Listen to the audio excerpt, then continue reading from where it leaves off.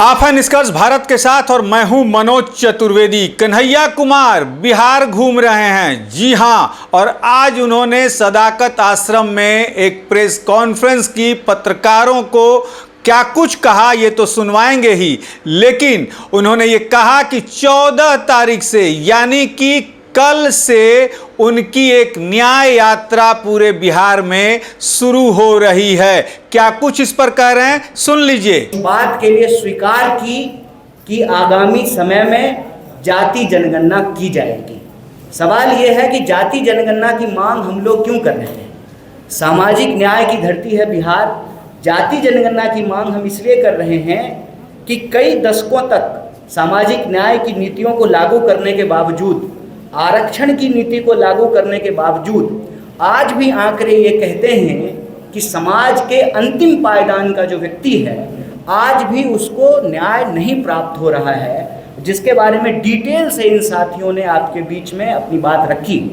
तो जो जाति जनगणना है, उस जाति जनगणना का अगला कदम ये है कि यह जो 50% की सीमा है, इस सीमा को समाप्त कर दिया जाए। और ये हम संविधान के तहत कह रहे हैं। संविधान के अनुच्छेद 15(5) में यह प्रावधान किया गया है कि निजी क्षेत्रों में भी भागीदारी और आरक्षण को सुनिश्चित किया जाए। तो पहला मांग ये है कि जाति जनगणना हो और जाति जनगणना वैज्ञानिक तरीके से हो, लिपापोती नहीं हो, और सही आंकड़ों के आधार पर 50% की सीमा को समाप्त किया जाए और निजी क्षेत्रों में भी आरक्षण को, भागीदारी को सुनिश्चित किया जाए। दूसरा सवाल ये है कि बिहार में अगर आप शिक्षा व्यवस्था को देखेंगे, शिक्षा की हालत ये है कि 3 साल की डिग्री 3 साल में नहीं मिलती है। प्रश्न ये है कि जब पूरे देश में 3 साल की डिग्री 3 साल में मिलती है, तो बिहार में 3 साल की डिग्री 5 साल और 7 साल में क्यों मिलता है?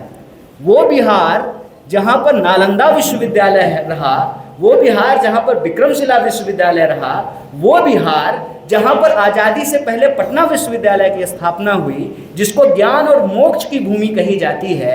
आप बिहार में किसी भी धर्म का इतिहास उठा करके देख लीजिए, उसका इतिहास बिहार से जुड़ा हुआ है।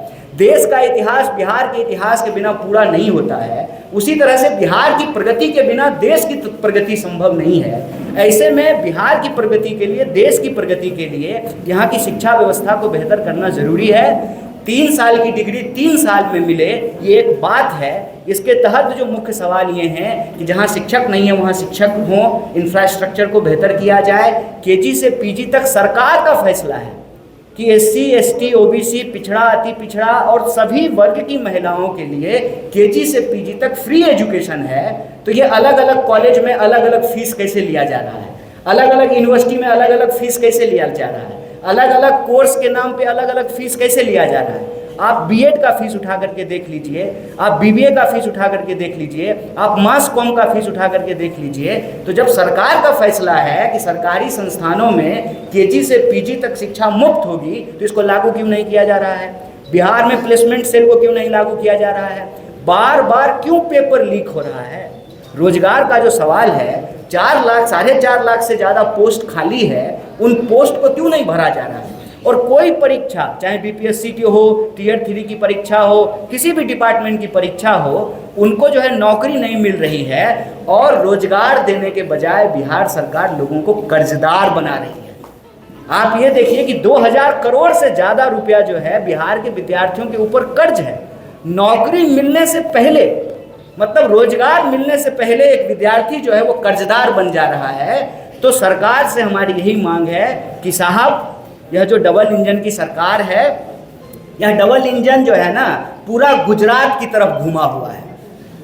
रोजगारों उधरे जा रहा है, नौकरियों उधरे जाएगा, बुलेट ट्रेन भी वहीं बनेगा, सारा डेवलपमेंट वहीं होगा। तो ये डबल इंजन जो है वो बिहार की तरफ क्यों नहीं घूम रहा है, जो रोजगार लेकर के आए? सरकार से यही मांग है कि लाठी नहीं नौकरी दो। और एक बहुत महत्वपूर्ण विषय जो यहाँ साथी ने उठाया कि SC, ST सब प्लान का पैसा आप किसी दूसरे चीज़ पे कैसे खर्च कर सकते हैं? आप जब भी सरकार के किसी नुमाइंदे से पूछेंगे कि यह जो मौजूदा डबल इंजन की सरकार है, इसने क्या किया है, तो मुंह छूटते ही सबसे पहले वो कहेंगे हमने पुल बनाया, हमने सड़कें बनाई हैं। आप पुल बनाए हैं, सड़कें बनाए हैं, हालांकि ये अलग बात है कि यहाँ पे जो है पुल चोरी भी हो जा रहा है। जहाँ नदी नहीं है वहाँ भी खेत में पुल बन जा रहा है।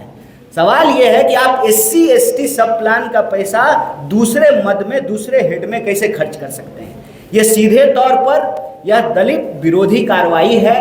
तो यह 5 विषय को लेकर के, एक भागीदारी के सवाल को लेकर के, नौकरी के सवाल को लेकर के, शिक्षा के सवाल को लेकर के कांग्रेस पार्टी बिहार के हर जगह जा करके हर वर्ग के विद्यार्थियों से बात करेगी, चाहे बिहार के गरीब। तो सुना आपने। उसके बाद जब पत्रकारों ने सवाल दागे कि ये बताइए कि नौकरी 2 यात्रा जो आपने शुरू की थी उसका क्या हुआ, उन्होंने कहा कि ये भी यात्रा साथ साथ चलेगी और इतना तक कहा है कि जो सरकार आपके ऊपर डंडे बरसाती है उसके वोट के चोट से बदला लीजिए। यानी कि कहीं ना कहीं प्रशांत किशोर की ही भाषा कन्हैया कुमार भी बोलना शुरू कर दिए हैं। क्या कुछ कह रहे हैं सुन लीजिए।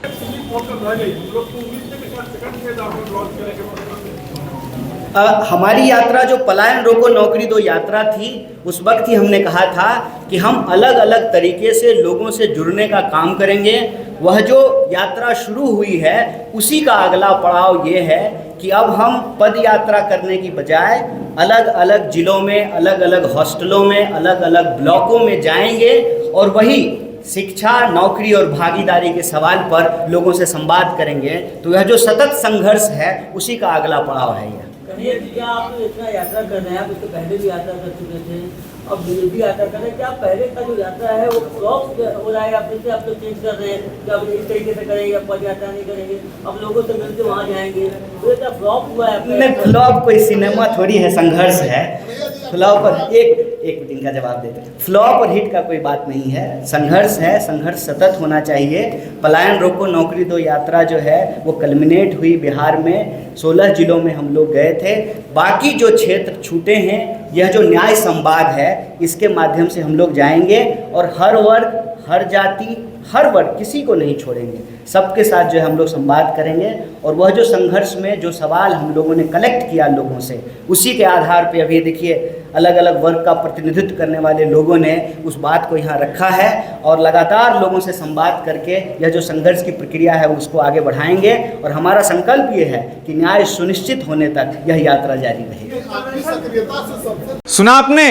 तो अब देखना यह है कि जो राजद अब कांग्रेस से अभी नाराज चल रही है, कन्हैया कुमार के बातों से कितना, चिकनी चुपड़ी बातों से कितना खुश होती है और जनता कांग्रेस को कितनी सीटें देती है, इस पर भी नजर रहेगी। आप बने रहिए हमारे साथ। नमस्कार।